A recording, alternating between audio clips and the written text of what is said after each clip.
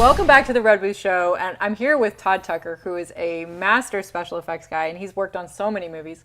Now, okay, as a silly fangirl, I wanted to ask you a little bit more about some of the other movies that you've done, just because I'm sure everybody does this to you, don't they? They're like, but what about Dracula, right? Or whatever. Yeah. But when you said you were working with Gary Oldman and you did all of these different looks on him, what was your role in that? Like, there were so many different projects that are part of that movie. Yeah, I mean, my personal role was like on we'll say like Dracula I was one of the creature designers. I did some of the sculpting, some of the molding. I went on set and helped with the effects on set.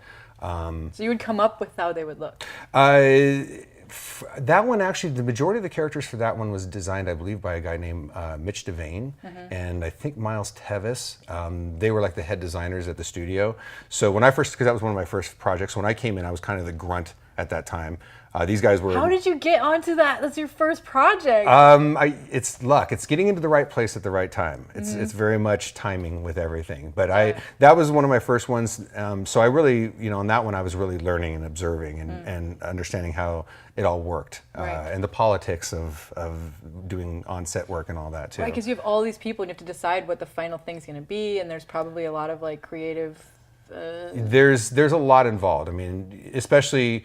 Now it's interesting because now that I direct and produce myself and I've worn enough hats, I kind of understand all of the different avenues and all the different things you have to deal with. So now when I'm doing special effects for a director on something, I completely understand where their head is and where, how much to bother them, what not to bother them, and how much they have to think about how many things are going on. So you definitely have to understand how to function on set correctly with all the different departments going on.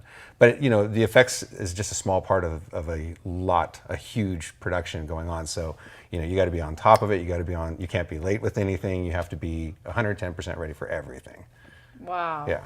So that's really true. I mean, obviously a director's got so much that they're thinking with. Yeah. And if you're like, well, what about this all the time? Or, and probably other people are doing that with the music and with who knows? They're just getting beaten to death by so many questions on a daily basis. And I understand when I direct, I expect all these questions, and you have to, and a good director will take the time to tell his crew what he wants and communicate with them, because otherwise if he doesn't, he really doesn't have an excuse when it doesn't show up and it's not exactly what he wants.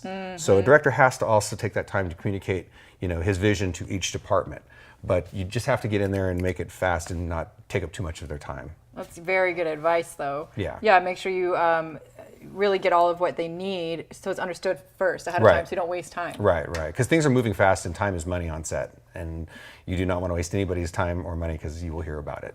And you can do 100 great things and then one bad thing, and that one bad thing is the one that goes giant and explodes.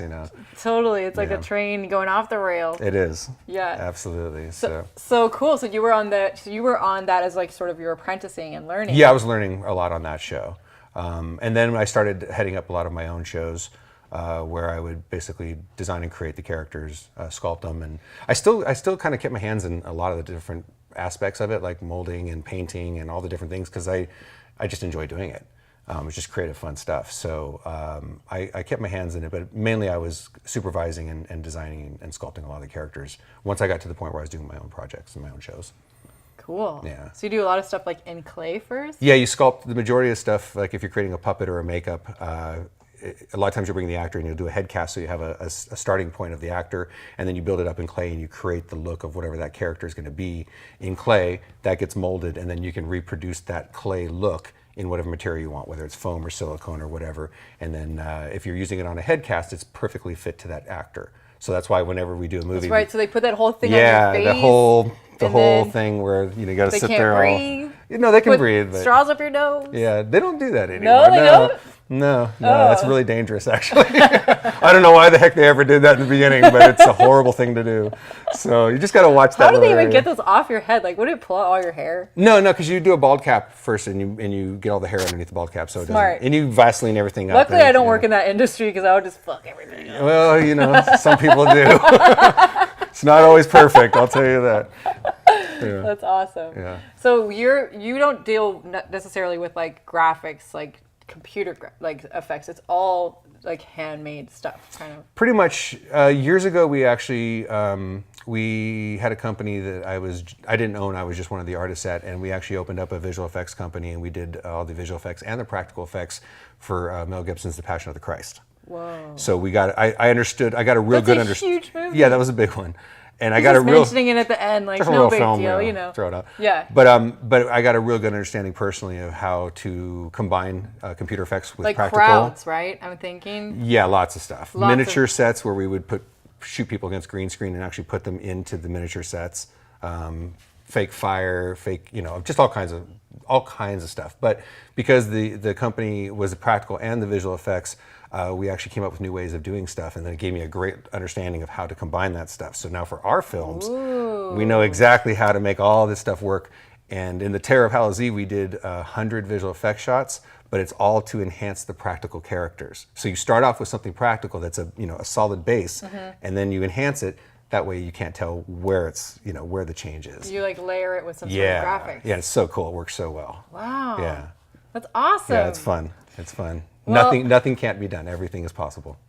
Oh, it's amazing. Yeah. It's been so cool to hear about all of this from you because I think it's like so amazing how much we've advanced and how realistic and creepy and fun and just what we can do with special effects. So thanks to people like you for doing that. So thanks for being on the show. You're very welcome. Thank you for having me. Well, thank you everybody for watching my interview with special effects master Todd Tucker. You can always watch our show on U2 America every Saturday night, broadcasting across the United States. And you can also watch us on Roku TV and Apple TV as well. But please subscribe to our channel here on YouTube to get the latest shows.